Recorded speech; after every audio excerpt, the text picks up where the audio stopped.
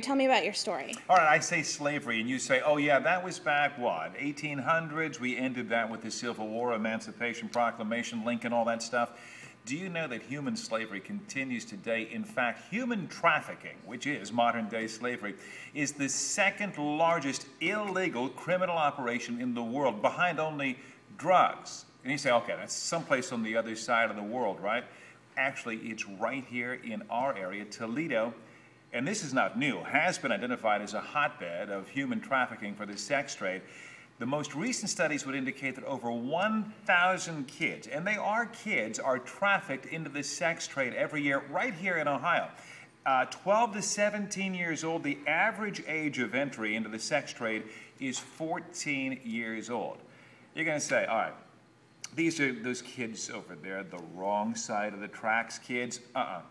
They are crossing socioeconomic lines, they are crossing racial lines, gender lines. Boys are being trafficked into the sex trade, and it is happening right here. What is one thing that surprised you the most when you were investigating this? One of the things that surprised me was, I already mentioned the age, the youth of this trade. The other thing was that it could be out there in suburbia. It could be among families, a family that doesn't seem to have any problems, you know, at face value. But it could be, as one of our experts tells us, the family with two parents together, 3 kids in suburbia, but one of the kids is feeling like he's not getting his share of love, attention.